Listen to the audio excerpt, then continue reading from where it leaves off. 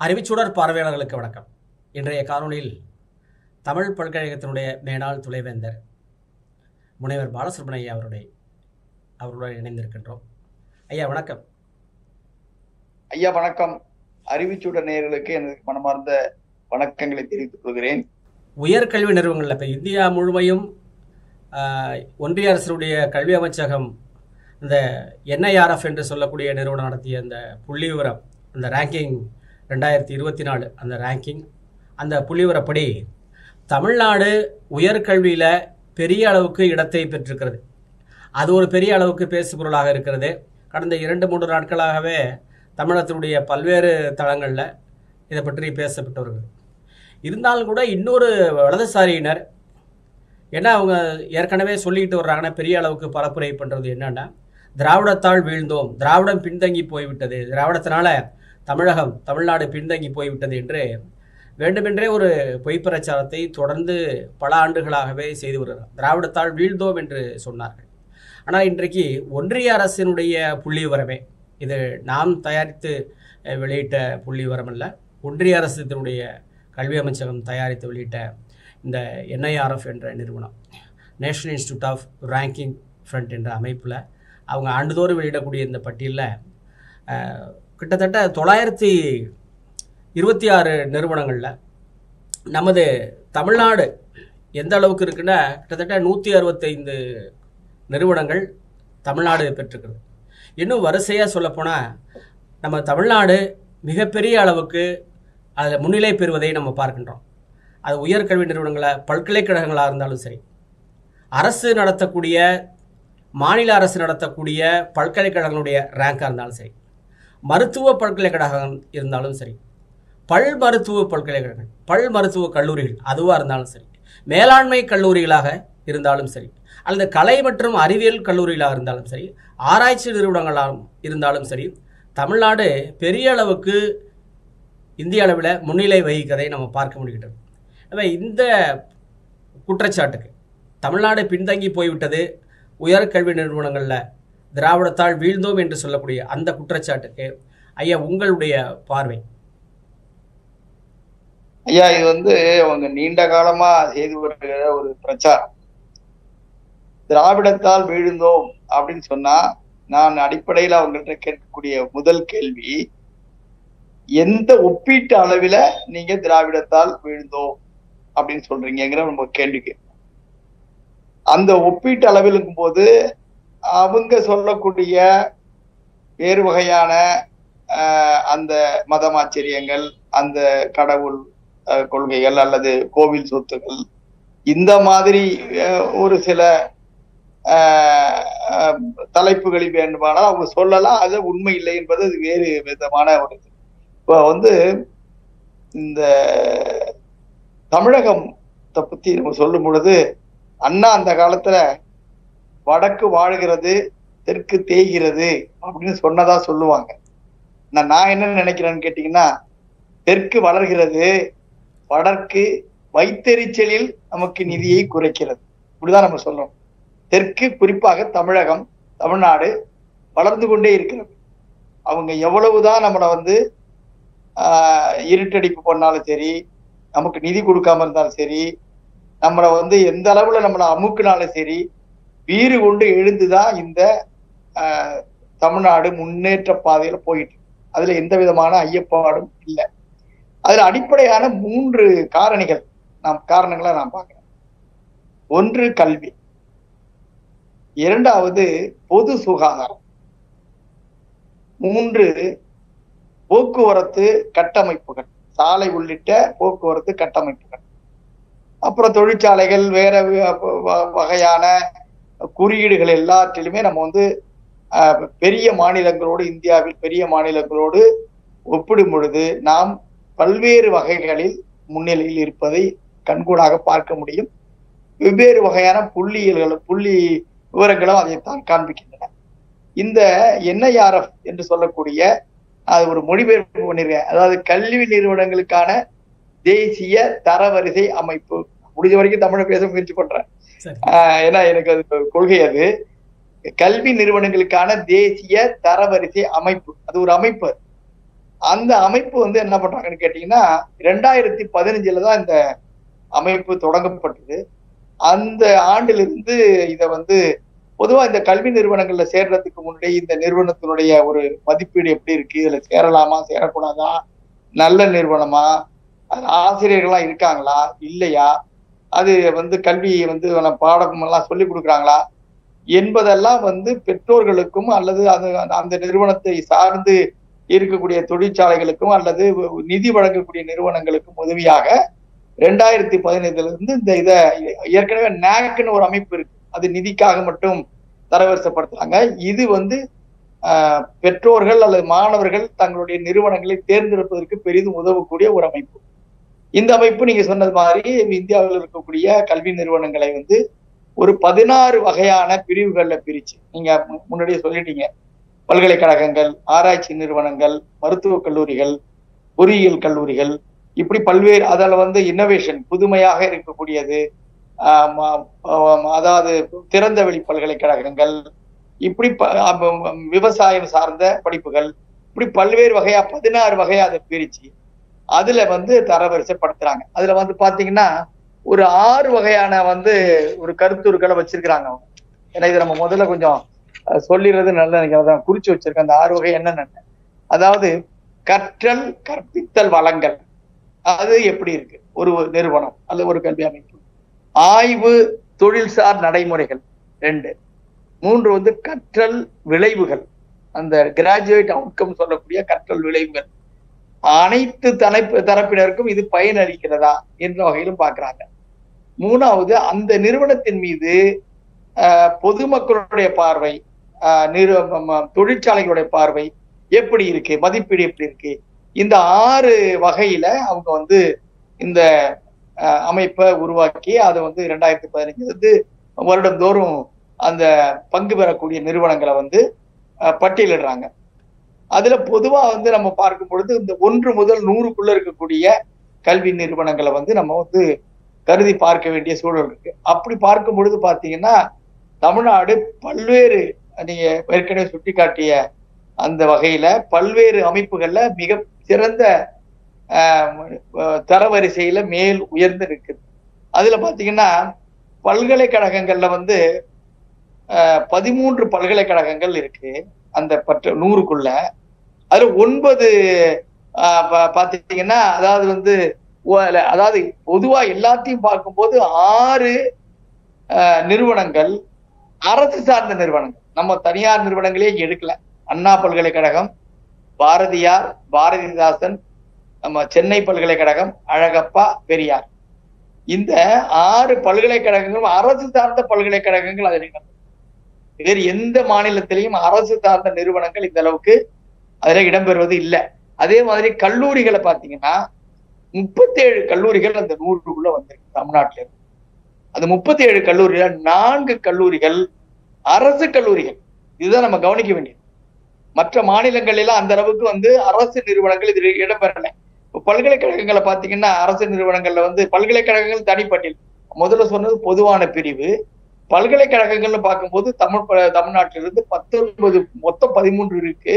அதுல 9 வந்து அரசு சார்ந்த பல்கலைக்கழகங்கள், தமிழக அரசு சார்ந்த பல்கலைக்கழகங்கள் இருக்கு. குஜராத்ல 1 தான் இருக்கு, வெஸ்ட் பெங்கால்ல 2, கேரளாவில் 4. நம்மளோட கல்வியில எல்லா நேரத்தையும் எப்பவுமே அவங்க வந்து இருக்கிறாங்க. அப்புறம் கவர்மெண்ட் இந்த மாதிரி பட்டியலை நம்ம வந்து நிறைய வந்து கொடுத்துக்கிட்டே இருக்கலாம். இந்த மாதிரி பல்வேறு வகையில பிற மாநிலங்களோட ஒப்பிடும் பொழுது நம்ம நிறுவனங்கள் வந்து எந்த அளவுக்கு உயர்ந்திருக்கு அப்படிங்கிறத நம்ம வந்து பார்க்கலாம். அதே மாதிரி என்ஜினியரிங் கல்லூரி, அதாவது பொறியியல் கல்லூரிகள்ல பார்த்தாலும் தமிழகம் பல்வேறு நிலைகள்ல உயர்ந்திருக்கு. அந்த IIT, NIT எல்லாம் நம்ம சேர்க்க வேண்டியதில்லை. அது இல்லாமலே 12 கல்லூரிகள் இருக்கு, பொறியியல் கல்லூரிகள். பெரும்பான்மையானவை தனியார் கல்லூரிகள், தனியார் பல்கலைக்கழகங்கள். அதுலயும் அண்ணா பல்கலைக்கழகம் இடம்பெற்றிருக்கு. விவசாயம் சார்ந்த படிப்புகளை பார்த்தீங்கன்னா தமிழ்நாட்டில் வந்து 4 கல்லூரிகள் இடம்பெற்று. இன்னோவேஷன் பார்த்தீங்கன்னா புதுமையான கண்டுபிடிப்புகள், அதுல பார்த்தீங்கன்னா அண்ணா பல்கலைக்கழகம் இருக்கு. இன்னொன்னு மிக முக்கியமான ஒரு புள்ளியை நான் பார்க்கும் பொழுது ஸ்டேட் பப்ளிக் யூனிவர்சிட்டிஸ் அப்படிங்கிறாங்க. அந்த மாநிலம் சார்ந்த பொது கல்வி நிறுவனங்கள், அதுல தமிழ்நாட்டு பல்கலைக்கழகங்கள் கல்வி நிறுவனங்கள் 10 இடம் பெற்று. உத்தரப்பிரதேஷ், குஜராத் 1, உத்தரப்பிரதேஷ் 4, கேரளா 4, கர்நாடகா 4, ஆந்திரா 3, மத்திய பிரதேஷ் 0, ராஜஸ்தான் 0. இது எதுக்கு நம்ம சொல்றோம்னா, திராவிடத்தால் விழுந்தோம்னா கல்வியில நம்ம மற்றதை பத்தி பேச போறதில்ல. கல்வியுடைய அந்த இதுல நம்ம மிக உயர்ந்த நிலையில நம்ம இருக்கிறோங்கிறது இதை பார்க்கும் பொழுது தெளிவாது. இன்னொன்னு, இந்த புதிய கல்விக் கொள்கையில 2035 தான் அவங்க 50 விழுக்காடு உயர்கல்வி நிறுவனங்கள்ல சேர்க்கைய நம்ம கொண்டு வரணும் அப்படிங்கிறாங்க. நம்ம 2021 51.4 விழுக்காடு நம்ம அடைஞ்சிட்டோங்கிறது பல்வேறு வகையா பல தளங்கள்ல அதை பேசப்பட்டிருக்கு. இன்னொன்னு என்ன சொல்லுவாங்கன்னு கேட்டீங்கன்னா, பீப்புள் டீச்சர் ரேஷியோ, அதாவது ஆசிரியர் மாணவருக்கான விகிதாச்சாரம். அதுல பாத்தீங்கன்னா இந்திய அளவுல 23 மாணவர்களுக்கு, சராசரி 23 மாணவர்களுக்கு ஒரு ஆசிரியர், தமிழ்நாட்டுல 14 மாணவர்களுக்கு ஒரு ஆசிரியர் என்ற நிலையில நம்ம வந்திருக்கிறோம். இதை பாத்தீங்கன்னா இன்றைக்கு இந்த கல்வியினுடைய இந்த வளர்ச்சியினால இன்றைக்கு நம்மளுடைய தமிழ்நாட்டை சார்ந்த பலர் பல்வேறு நாடுகள்ல பல்வேறு துறைகள்ல, குறிப்பா மென்பொருள்ல எல்லாம் மிகச்சிறந்த ஆளுமைகளாக நாமெல்லாம் பெருமைப்படத்தக்க வகையில் பணியாற்றிட்டு இருக்காங்கன்னு இதை நம்ம சொல்ல முடியும். இதெல்லாம் இது ஏதோ திடீரென்று இன்னைக்கு திடீர்னு முளைச்சி நம்ம இந்த மாதிரி வந்துட்டோம் அப்படின்னு சொல்றதுக்கு எதுவுமே கிடையாது. இந்த விதை 100 ஆண்டுகளுக்கு முன்பு போடப்பட்டது, இன்றைக்கு அல்ல. 100 ஆண்டுகளுக்கு முன்பு போடப்பட்ட விதை அது துளிர்த்து மரமாகி இன்று மிகப்பெரிய வியக்கத்தக்க அளவில் வளர்ந்து நிற்கிறது என்றுதான் நாம் சொல்லணும். நீங்க பாத்தீங்கன்னா முதல்ல உங்களுக்கு தெரியாதது கிடையாது, இருந்தாலும் இதுல இருக்கக்கூடிய சில மாணவர்கள் இதை பார்க்கக்கூடும், சில பொதுமக்கள் பொதுவாக சிலர் பார்க்கக்கூடும். அவர்களுக்காக சொல்கிறேன், அந்த நான் பிராமின் மேனிபெஸ்டோ 1916 டிசம்பர் 20ஆம் தேதி வெளியிடப்பட்ட அந்த மேனிபெஸ்டோல என்ன சொல்றாங்கன்னு கேட்டீங்கன்னா, பிராமணர்கள் அல்லாதவருடைய பிற்காலம் அவர்கள் கைகளில் தான் உள்ளது. அவர்கள் செய்ய வேண்டிய காரியம் மிகப்பெரியது, அத்துடன் மிக அவசரமானதும் ஆகும். அது என்னன்னா, முதல் வேளையாக சிறுமிகளையும் சிறுவர்களையும் அதிகமான அளவில் நாம் படிக்க வைக்க வேண்டும். அவங்களுக்கு என்னென்ன மாதிரி எல்லாம் வேலை வாய்ப்புகள் இருக்குங்கிறத அவங்களுக்கு உணர்த்தி நம்ம அவங்கள படிக்க வைக்க வேண்டும்னு அன்னைக்கே சொல்லியிருக்கிறாங்க. அது மட்டும் இல்ல, பனகல் அரசர் அந்த இது முரசொலி மன்னருடைய அந்த நூல்ல திராவிட இயக்க வரலாற்று நூல்ல சொல்றாரு, திமுக வரலாறு நூட்ல அதுல சொல்றாரு என்னன்னு கேட்டீங்கன்னா, 1917 நடந்த அந்த மாநாட்டுல, பிராமணர் அல்லாதவர்களுடைய மாநாட்டுல சொல்றாரு, பனகல் அரசர் பேசுறாரு. என்ன பேசுறாருன்னு கேட்டீங்கன்னா, ஒரு சிறு பத்தி, அது நேர்கள் கேட்கணுங்கிறதுக்காக வேண்டிய முக்கியமான பத்திரிக்கைத்தான் படிச்சு காமிக்கிறேன். ஒரு சாராருக்கு மட்டுமன்றி சாதாரண மக்களுக்கும் கல்வி அமுதை கொடுப்பதால் மட்டுமே ஒன்றிணைந்த சமுதாயத்தை, சோசியல் கொஹெஷன் உருவாக்க முடியும். சமுதாய ஆற்றலை, சோசியல் எஃபிஷியன்சி பெருக்க முடியும். அப்போதுதான் அவர்கள் தங்கள் இயற்கை திறமையை வளர்த்து கொண்டு அவர்களது சமுதாய பொருளாதார அந்தஸ்தையும் வாழ்க்கை தரத்தையும் உயர்த்தி கொள்ள முடியும். ஆரம்ப கல்வி, தொழிற்கல்வி, விவசாய கல்வி, அதாவது primary education, technical and industrial education எல்லாத்தையும் ஆகியவற்றை லட்சோப லட்சம் சாதாரண மக்களும் அடைய செய்வதே நமது நோக்கமாக இருக்க வேண்டும். அதற்காக நாம் சக்தி முழுவதையும் செலவிட வேண்டும். அப்போதுதான் ஜப்பான் பெற்ற முன்னேற்றத்தை நாம் பெற முடியும். பெண்களை புறக்கணித்து விட்டு எந்த நாடும் முன்னேற முடியாது. எனவே பெண் கல்விக்கு நாம் கடுமையான முயற்சிகளை மேற்கொண்டாக வேண்டும். பாரதிதாசன் சொல்றது எல்லாமே நமக்கு தெரியும், பெண் கல்வி வேண்டும் சொன்னது. இன்னைக்கு இதெல்லாம் எதுக்கு நான் சுட்டி காமிக்கிறேன்னு கேட்டீங்கன்னா, இந்த அளவுக்கு ஒரு அடித்தளம் இட்டு அன்றைக்கே வந்து இந்த கல்வியை பற்றியுள்ள ஒரு கல்வி கொள்கைன்னே பேசியிருக்காங்க. நம்ம கல்வி கொள்கை எப்படி இருக்கணும், என்ன மாதிரி படிக்க வைக்கணும், எல்லாரையும் இந்த படிப்புக்குள்ள கொண்டு வரணும். ஆனா அது உடனடியா நடந்தில்ல. இப்ப நான் சின்ன பிள்ளையா இருக்கும் பொழுது எங்க ஊர்ல வந்து நான் வந்து இந்த திருவாரூர் மாவட்டத்தை சேர்ந்த ஒரு கேடுத்தஞ்சின்னு சொல்லக்கூடிய அந்த பகுதியை சேர்ந்தவன். அப்ப என்ன சொல்லுவாங்கன்னு கேட்டீங்கன்னா, போதும் போதும் நான் படிச்சதெல்லாம் போதும், வேலையை பார்த்து ஏதாவது உருப்படியான வேலையை பாருன்னு சொல்றவங்க இருக்காங்க. அப்ப எங்க ஊர்ல எல்லாம் இந்த பண்ணையார் முறையெல்லாம் அந்த காலத்துல இருந்தது. அப்ப ஆண் பிள்ளைகளை கூட எல்லாரையும் படிக்க வைத்த காலம் இல்லை. நான் சிறுவனா இருக்கும்போது ஒரு 50 வருடங்களுக்கு முன்னாடி உள்ள சொல்றேன். ஆனா இன்னைக்கு நிலைமை என்ன நினைச்சு பாருங்க. இன்னைக்கு அதே எங்க ஊர்ல பெண்கள் எல்லோருமே, ஆண்கள் பெண்கள் யாரா இருந்தாலும் வேலை. இன்னொன்னு, அதாவது படிப்பது என்பது வேலைக்காக படித்ததுன்ற ஒரு காலம் மாறி இன்றைக்கு வேலை கிடைக்குதா கிடைக்கலையா, கல்யாணம் ஆகுதா ஆகலையா, இதெல்லாம் கேள்வியே கிடையாது. பிறந்த எல்லா பிள்ளைகளும் படிக்க வேண்டும், எல்லா பெண்களும் படிக்க வேண்டும், எல்லா ஆண்களும் படிக்க வேண்டும் என்ற அந்த நிலை எல்லா கிராமங்கள்லயும் வந்துருச்சு. அந்த பெற்றோர்களுக்கு அந்த மனப்பான்மை ஏற்பட்டு நினைக்கிறேன். இதுவும் வந்து உடனடியா வந்து அந்த மனப்பான்மையெல்லாம் மாறிடுது. இது காலங்காலமா வந்து அந்த திரும்ப திரும்ப சொல்லி அதனுடைய முக்கியத்துவம் உணர்ந்ததுனால இது வட இந்தியாவுல வேறு பகுதி, இந்தியாவுல வேற பகுதிகளில் அவங்க உணர ஆரம்பிச்சிருக்காங்களா, இன்னமும் அவங்க வந்து சிறு பிள்ளையிலேயே வேலைக்கு போறாங்களா அப்படிங்கிறதெல்லாம் ஆராயப்பட வேண்டிய இது. ஆனா வந்து அவங்க எல்லாம் இன்னமும் இந்த உணர்வுக்கெல்லாம் வந்தது மாதிரி அவங்க தெரியல. அப்புறம் இந்த இலவசங்கள்னு சொல்லிட்டு நம்மளை வந்து ஒரு கேலி கிண்டல் பண்ணிக்கிட்டு இருந்தாங்க. அதாவது அது 1921 வந்து வந்து அந்த சென்னை மாநகராட்சி 21 தான் நினைக்கிறேன், 21 22 தெரியல, சென்னை மாநகராட்சியில மதிய உணவு திட்டத்தை வந்து ஒரு மாநகராட்சி பள்ளியில தியாகராஜ செட்டியார் தொடங்கினதா சொல்லுவாங்க. அதனுடைய தொடர்ச்சியா மறுபடியும் காமராஜர் வந்து அவரும் ஒரு திராவிடர் தான், அவரும் தமிழர் தான், அவரு வந்து பிள்ளைகளுக்கு மதிய உணவு கொண்டு வந்தாரு. அதுக்கப்புறம் சத்துணவை மாறிச்சு. அது முட்டை போட்டு முட்டையெல்லாம் வந்து சேர்த்து மேம்படுத்தினாங்க. அப்புறம் வந்து பாலர் பள்ளி வரைக்கும் அந்த உணவை கலப்பு உணவு கொடுத்தாங்க. இன்றைக்கு பாருங்க வந்து காலை உணவு வரைக்கும் மாணவர்களுக்கு, பள்ளிக்கு போற மாணவர்களுக்கு கொடுத்து அதை நம்ம வந்து அதை செய்யறோம். இது அது மாதிரி பாத்தீங்கன்னா இலவச கல்வி. காமராஜர் வந்து பள்ளிக்கூடங்களை அதிகமாக உருவாக்கி, ராஜாஜி பல பள்ளிக்கூடங்களை மூடினதா சொல்றாங்க.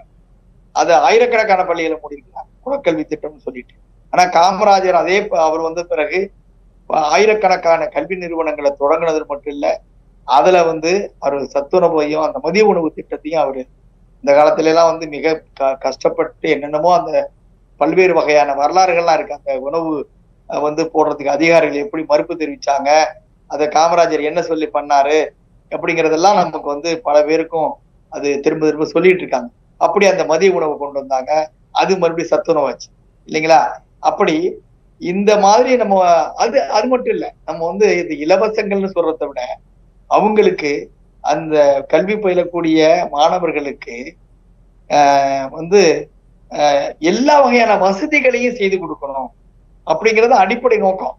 இதுல இப்ப வந்து அவங்க அதிமுக அரசு ஆட்சியில வந்து லேப்டாப் கொடுத்தாங்க. அந்த லேப்டாப் கொடுக்கும்போது தொட முடியாத வேறு எல்லாருமோ பண்ணவங்க எல்லாம் வந்து அந்த லேப்டாப்பை தொட்டு அதன் மூலமா எவ்வளவோ பயன்பெற்றவங்க இருக்காங்க.